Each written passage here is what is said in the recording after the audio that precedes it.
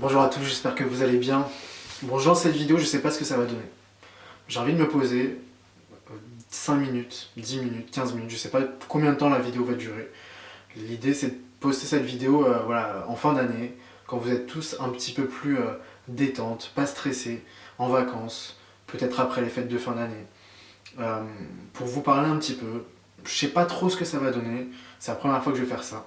Je vais la poster cette vidéo, l'idée c'est pas de faire 10 000 vues, 50 000 vues, 1 million de vues, je m'en fous. C'est juste de me poser un petit peu, de discuter autour d'un café, de vous parler un petit peu de mon année, euh, de vous parler de moi un petit peu aussi, des objectifs que j'ai eu cette année, de la suite, de me poser. Il n'y a rien qui est scripté pour une fois. Enfin, je dis pas que toutes mes vidéos sont scriptées, mais voilà, là l'idée c'est de se poser, pardon, et de discuter. Il n'y aura pas de cut. Donc voilà.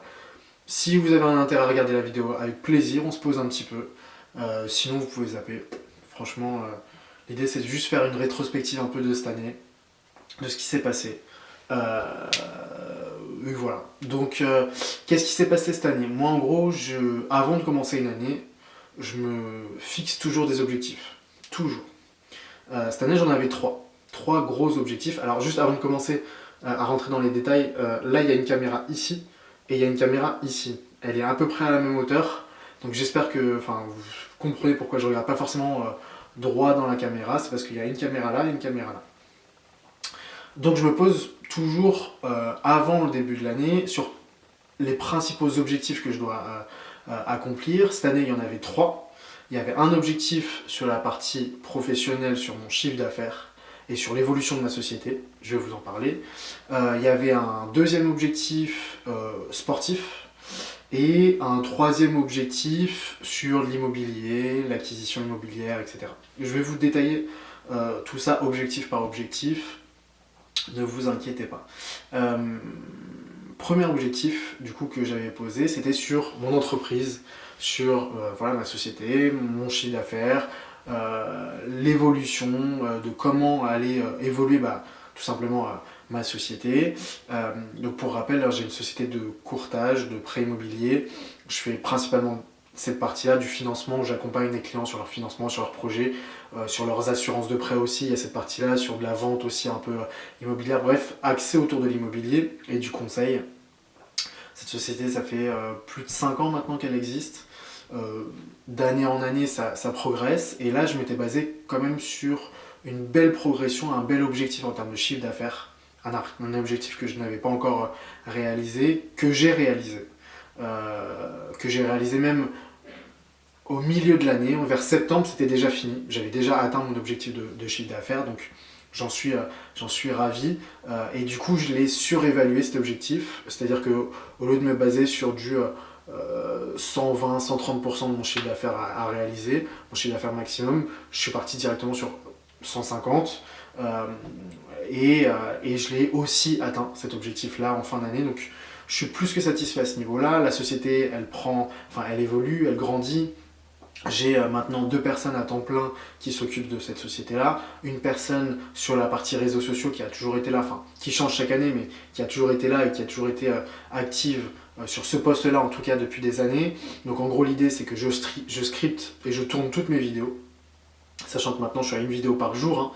Il y a quelques années, on était à une vidéo par mois. À aujourd'hui, je vous produis entre lundi et vendredi une vidéo différente par jour sur les réseaux sociaux, entre Instagram, TikTok, et aussi des vidéos sur Facebook, LinkedIn, YouTube, etc., etc. Donc ça grossit pas mal et il fallait une personne à temps plein là-dessus. Donc cette personne-là prend les rushs, fait le montage, fait les petites miniatures, fait voilà, tout ce qu'il y a à côté, post-production, et va publier et gérer les réseaux sociaux là-dessus. Sachant que c'est moi aussi qui gère les commentaires, qui répond aux commentaires, qui répond à vos appels, qui répond à vos demandes, qui répond à tout. Donc c'est moi qui gère tout, mais toute cette partie-là de post-production, il y a une personne à temps plein qui gère ça, et il y a une deuxième personne que j'ai recrutée cette année, où je commençais à en avoir trop besoin en fait, c'est sur une assistante de direction tout simplement. Donc elle va faire mes relances clients, elle va gérer la comptabilité, les factures, elle va monter des dossiers de financement. Bref, toute cette partie-là, elle était extrêmement chronophage et j'avais besoin d'une personne supplémentaire pour m'appuyer là-dessus, parce que je ne pouvais plus gérer ça tout seul, il y a trop de demandes. Alors, ce qui est génial, c'est que les réseaux sociaux commencent à prendre vraiment. On est passé de 20 000 abonnés sur TikTok l'année dernière à, je crois, 45 000 cette année. Il y a de plus en plus de demandes, pareil sur Instagram, pareil sur tous les réseaux sociaux en fait. Donc ça, c'est génial. Forcément, en faisant une vidéo par jour sur des sujets différents sur l'immobilier, forcément ça prend. Le travail paye, ça on n'est pas trop surpris là-dessus. Mais vos retours sont ultra positifs, j'essaie de me donner à fond sur les vidéos et à répondre à vos questions, à faire des lives, etc. Forcément ça a ses points positifs, il y a beaucoup plus de clients qu'avant. Des agents immobiliers me font plus, enfin les agents immobiliers, il y en a de plus en plus qui travaillent avec moi, les clients, il y en a de plus en plus de demandes, etc. Donc ça c'est génial. Mais il y a aussi ces côtés négatifs. Il y en a deux que je vais vous donner. Peut-être que vous êtes déjà au courant. Donc le premier, en vrai je m'en fous un peu. Ça me fait chier pour certains clients, mais je m'en fous un peu. C'est qu'en fait, quand on commence à avoir des gros comptes, entre guillemets, hein, des gros comptes sur TikTok et Instagram, à plus de 10 000 abonnés, plus 10 ou 20 000 ou j'en sais rien, il commence à y avoir des faux comptes qui se font passer pour vous. C'est-à-dire des gens qui recopient votre contenu, qui recopient vos vidéos, qui recopient votre nom, votre pseudo. C'est-à-dire qu'au lieu de s'appeler Kevin Cohen Imo, ils vont s'appeler Kevin Cohen Imo avec 2 O. Et du coup, ils vont s'abonner à tous mes abonnés à moi, qui me suivent, et ils vont vous envoyer des messages. Et en fait, du coup, il y a des gens qui se font avoir. Et c'est des arnaques en fait, tout simplement. Ils essaient de vous faire des formations, des tradings, etc. C'est pas moi. En général, ils font même des fautes d'orthographe sur les messages qu'ils vous envoient, mais bref. Et du coup, bah, il y a de plus en plus de faux comptes. On peut rien faire. Je ne peux rien faire. Ils me bloquent en fait directement pour pas que je vois leur faux compte, mais je ne peux pas faire grand chose. Il y a des gens qui se font avoir. Alors, heureusement, ils sont très peu nombreux, mais voilà, c'est une réalité. La deuxième chose qui m'a un peu plus impacté cette année, pour le coup, et où j'en ai fait une vidéo à part, et il y a eu énormément de réactions, de clients qui m'ont soutenu, de professionnels de l'immobilier qui m'ont soutenu. J'ai eu énormément de réactions sur les réseaux sociaux et je vous en remercie. C'est sur l'anticyclisme que j'ai pu subir cette année, sur plusieurs de mes vidéos. Alors, je vais pas revenir dessus, hein, mais ça fait des années que j'en subis un petit peu, je vais pas me plaindre là-dessus, c'est pas le sujet, je m'en fous en vrai, mais quand ça m'impacte professionnellement, et ça a été le cas cette année, là ça commence à me faire chier, et malheureusement je peux pas faire grand chose. En gros, je faisais des lives toute cette année, je faisais 2-3 lives par semaine, entre midi et 2, c'est-à-dire que je prenais 1 heure de mon temps, et je répondais à vos questions en live, et je répondais à vos questions, je répondais à vos demandes, je vous aidais sur vos projets, je vous conseillais, etc. Et c'était exceptionnel. Vraiment, on prenait toujours 1 heure entre midi et 2, je prenais mon temps. Et malheureusement, bah, du coup, toutes ces personnes-là qui en voulaient, enfin m'en voulaient à moi de par mes origines, de par mon nom de famille, etc., que j'affichais, hein, que j'affichais. Mon nom de famille était affiché sur les réseaux. Bah, du coup, ils reportaient le live massivement, ils signalaient le live par coup de 10-15 personnes en même temps. Et du coup, ce qui faisait sauter mon live, et j'ai eu 2 avertissements de signalement sur les lives, et au bout du 3e, mon compte saute. Et donc du coup, si mon compte TikTok saute, là ça devient un vrai problème parce que c'est une vraie perte de contact, de clients. Et c'est un compte où j'ai mis des années à avoir cette audience-là, où j'ai travaillé énormément. Donc j'ai décidé d'arrêter les lives, j'ai décidé de changer de nom à cause de ça. Et en attendant une solution, peut-être on le reprendra l'année prochaine. En fait, j'ai eu 2 signalements. Un signalement saute au bout de peut-être 90 jours ou 4 mois, j'en sais rien. Et donc du coup, j'attends que les signalements sautent pour pouvoir reprendre les lives, pour éviter justement de me faire exclure de TikTok. Bref, ça je vous ai déjà fait une vidéo là-dessus. Donc voilà, ça a ses bons côtés et ça a ses mauvais côtés aussi. Il faut savoir gérer. L'idée c'est pas de me plaindre. Je m'en fous qu'il y ait des commentaires de haineux, de ce que tu veux. Je m'en fous en vrai. Mais à partir du moment où ça m'impacte sur mon business, là ça commence à à m'impacter, à me saouler, donc voilà. Donc voilà, je vous ai tenu au courant, l'entreprise se porte très très bien, on fait un gros travail, le chiffre d'affaires se porte très bien, euh, euh, ça a ses problèmes, mais voilà. Donc ça c'était le premier objectif de chiffre d'affaires qui a été réglé, qui a été réalisé, j'en suis très content, on a énormément travaillé avec l'équipe, moi aussi sur vos dossiers. Je ne sais pas encore comment je vais manier l'entreprise pour la faire grandir encore plus les années qui arrivent, mais en tout cas ça se porte très bien. Deuxième gros objectif que j'avais cette année, c'est un objectif sportif. Vous l'avez peut-être vu sur les stories ou sur les vidéos. Je suis quelqu'un de base d'assez sportif. Je suis entre 4 et 5 entraînements à la salle à courir, etc. par semaine. Donc c'est une grosse partie de ma vie, le sport. Ça fait des années que je pratique. Et j'avais un objectif sur une compétition qui s'appelle l'Hyrox, Hyrox. Pour ceux qui ne connaissent pas, c'est une compétition qui mêle un peu du crossfit, du fitness et de la course à pied. L'idée c'est très simple, on a 8 épreuves espacées de 1 km de course. Donc on a 1 km de course, une épreuve, 1 km de course, une épreuve, 1 km de course, une épreuve, 8 fois en tout. Et les épreuves c'est 100 mètres de burpees, ou 100 mètres de fente avec 30 kg sur le dos, ou tirer 150 kg à la corde sur 100 mètres, ou, enfin j'ai plus les distances exactes, mais c'est à peu près ça, ou pousser 100 mètres, 150 kg sur 100 mètres, ou enfin que des épreuves de force fitness qui sont assez enfin pas très techniques par rapport au crossfit, mais voilà, qui sont assez demandeurs en termes d'énergie, en termes de pratique. Et entre chaque épreuve, on a 1 km de course, 8 fois, il faut faire le meilleur temps possible. Moi je le fais en solo. Donc on a ces 5 entraînements par semaine à peu près toute l'année que j'ai tenu, c'est de la discipline, c'est une habitude que j'ai maintenant, mais voilà. Et donc du coup, j'avais un objectif de temps sur cette épreuve-là, j'ai fait 2 Hyrox cette année. J'ai fait mon premier qui était à Paris, qui était en novembre. Ouais, je crois que c'était en novembre, où j'avais un objectif de temps à 1h20, ou de faire sous les 1h20 en solo, et j'ai fait 1h25. Donc c'était ma première, j'avais tout donné, j'étais à fond, mais j'ai pas réussi mon objectif, c'était un premier échec. Et j'ai enchaîné sur un Hyrox à Marseille en décembre, c'était avant-hier au moment où je vous tourne la vidéo. J'avais toujours cet objectif de faire sous les 1h20 et j'ai fait 1h19. Donc objectif réussi, de peu mais réussi. Ça a été extrêmement dur, encore une fois, beaucoup d'entraînement, beaucoup d'implication, beaucoup de discipline, beaucoup de sacrifices par rapport au sport, etc. Mais j'ai réussi. Donc j'aurai de nouveaux objectifs par rapport à l'année prochaine sur cet Hyrox. J'enchaîne sur un Hyrox à Turin en février, j'ai Paris aussi en avril, enfin bref, j'en ai plusieurs comme ça l'année prochaine. Et l'idée c'est de toujours s'améliorer. À chaque fois, on s'améliore, on s'entraîne, on s'améliore, on s'entraîne, on s'améliore, on s'entraîne. Et de progresser, une progression constante que je recherche toujours. Donc ce qu'il faut se dire, c'est que cet objectif a été réalisé aussi, mais c'est de l'implication sur ma vie personnelle.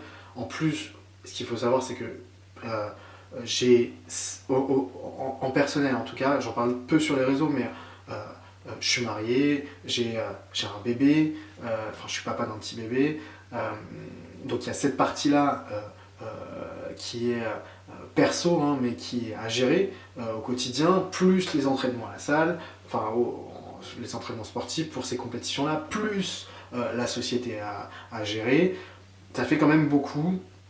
C'est pour ça que, enfin moi je suis quelqu'un qui sort peu, je suis assez casanier, mais ces objectifs-là dont je suis en train de vous parler, la vie de famille, avoir une vie de famille remplie, avoir des objectifs sportifs, avoir une société à gérer, etc. Ça, c'est ma priorité pour faire avancer, pour m'améliorer à chaque fois et pour remplir ces objectifs. Je m'en fous de sortir en boîte, etc. Vous ne me verrez pas sortir en boîte ou quoi que ce soit, mais moi, mon objectif à moi, c'est ça. Ma réussite, c'est ça. Donc on avait ça, ce qui était déjà pas mal en vrai, ce qui était déjà pas mal, et on avait un troisième objectif qui était l'immobilier. Alors je continue l'immobilier, et j'avais un objectif d'acheter un nouvel appartement en 2024. J'en ai acheté un en 2022, l'avant-dernier c'était en 2022, Et du coup, j'avais un objectif d'investissement locatif, enfin d'investissement immobilier, pardon, en 2024. D'une, parce que c'est ma priorité d'acheter de l'immobilier. Et de deux, c'est pour vous montrer aussi, parce que c'est mon métier, de vous montrer que ça vaut le coup encore d'acheter des biens immobiliers, même cette année, même si les taux sont élevés, même si les taux sont élevés, pardon, même si les prix sont un peu élevés, etc. Donc, globalement, ça reste selon moi intéressant. Après, chacun fait comme il veut, mais je voulais vous montrer qu'en tout cas, il y avait encore des choses rentables et des biens immobiliers rentables à acheter. Et du coup, ça m'a pris aussi cette année. Le bien a été acheté. J'ai signé notaire il y a 3 semaines, quelque chose comme ça, donc mi-novembre, fin novembre, pardon. J'ai du mal avec les dates. Fin novembre, c'était un gros projet. Pour vous dire, j'ai commencé les recherches début de l'année 2024, vers janvier. J'ai fait des visites. Donc ça, c'est à rajouter avec la société, avec le perso, avec le sport, etc. Mais j'ai fait des visites, j'ai fait des offres qui ont été refusées, des offres qui ont été acceptées, où je me suis rétracté derrière, parce que au final, c'était pas soit pas assez rentable, soit que j'avais pas le coup de cœur, soit j'ai refait mes calculs, soit c'était pas le bien qu'il fallait viser, soit il y avait des raisons pour lesquelles il fallait que je me rétracte. Enfin bref, il y a eu des biens où je me suis positionné, où je me suis rétracté, et au final on a trouvé avec mon épouse un bien vers juin. On a commencé les négociations, on a fait une belle négociation d'un bien immobilier. Alors je ne vais pas vous dire où c'est, je ne vais pas vous donner les détails, etc. C'est pas le sujet, mais c'est un gros projet où il y a beaucoup de travaux, une grosse rénovation. Il y a 3-4 mois de travaux qui vont se dérouler, qui ont commencé déjà les travaux, mais qui vont se dérouler entre décembre, janvier, février, etc. Où voilà, il y a plusieurs corps de métier, électricien, plombier, isolation, création d'un escalier, on va toucher à la structure de l'immeuble, avec un bureau d'études, avec un géomètre, avec un changement de règlement de copropriété, avec plein de choses. C'est moi qui gère tout. J'apprends énormément encore. De toute façon, l'immobilier, c'est que de l'apprentissage au quotidien. Et il faut travailler tout le temps pour s'adapter face aux nouvelles mesures, face aux nouveaux prix, aux nouveaux taux, ça change, aux nouvelles lois, ça change tout le temps. C'est ça qui est passionnant dans l'immobilier. Et donc du coup, on a acheté non pas un, mais 2 appartements directement. On a fait d'une pierre deux coups. On s'est dit, c'est un gros projet. Mais en gros, c'est un grand appartement qui est déjà divisé en 2 appartements. Donc en fait, on achète 2 appartements en un. Et donc du coup, on a acheté 2 appartements d'un coup. Donc une belle opération. On espère que tout va bien se passer au niveau des travaux. Forcément, c'est un peu, il y a toujours des doutes là-dessus. Mais voilà, donc objectif aussi réalisé. Je voulais acheter un appartement, j'en ai acheté 2. Et voilà. Mais entre les recherches, de trouver le bien, de négocier, de faire les devis travaux, de faire des offres, de se rétracter, de se rechercher, etc. C'est une épreuve mentale, il faut se forcer à le faire. C'est comme le sport, c'est comme le travail, c'est comme tout. L'immobilier, si vous ne bougez pas, il ne va rien se passer. C'est ce que j'arrête pas de vous dire, mais je vous le redis. Mais voilà, objectif réalisé. Qu'est-ce que je peux me souhaiter d'encore mieux l'année prochaine? Franchement, je sais pas. Parce que ça a été une très très très belle année. Difficile, mais une très belle année. On verra ce qui va se passer l'année prochaine. Je vais me refixer en fin d'année des nouveaux objectifs pour l'année prochaine. Ça va être compliqué de faire mieux, mais je sais qu'on va pouvoir faire mieux. Je sais que vous allez me soutenir. Je sais que, et encore une fois, merci à tous ceux qui me soutiennent, à tous ceux qui m'envoient des messages. Vous êtes des amours tous, parce que c'est beaucoup de soutien, c'est beaucoup de messages de bienveillants, et j'ai pas envie de dire communauté parce que j'en suis pas là, j'ai 40 000 abonnés sur TikTok et il y a des mecs à 1 million, etc. Enfin bref, on va pas faire des points de comparaison, mais c'est quand même beaucoup de messages au quotidien, c'est quand même un investissement qui est important, c'est quand même ma vie qui est à côté, donc merci. Je sais pas trop comment je peux clôturer la vidéo. On a fait pratiquement 20 minutes de vidéo. Merci à tous ceux qui ont vu la vidéo jusqu'à maintenant. Je vous tiendrai au courant de ce qui va se passer pour moi l'année prochaine, de mes nouveaux objectifs, de comment les appartements vont se faire, de mes objectifs sportifs. Si ça vous intéresse d'ailleurs, écrivez-moi en commentaire ce dont vous voulez que je parle. Est-ce que vous voulez que je parle encore plus de sport? Est-ce que vous voulez que je parle encore plus d'immobilier? Est-ce que vous voulez que je parle encore plus d'investissement ou de ma structure? Que je vous montre les équipes? Voilà, on a fait des super vidéos cette année. La vidéo 200%, ça a été... qui est épinglée sur toutes mes chaînes. J'ai eu des super retours là-dessus. Enfin bref, vous êtes vraiment au top. Merci à tous les gens qui me suivent. Merci à tous ceux qui sont bienveillants avec moi. Et je vous dis à très vite. Et merci encore.